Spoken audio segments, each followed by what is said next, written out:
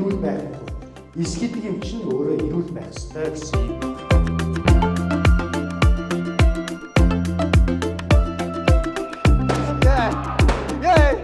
За одоо бол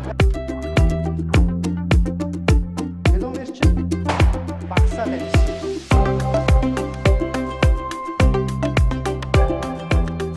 Олон жил стрессийн одоо ачлалын ачаалал мэг амьдралд нь тулгарч яддаг ч гэх юм олон жил яваад ирэхэд тэр хүнд энэ дааврын нөлөөгөөр хүчний булчингууд багасаад хэвний тархалтууд үүссэн.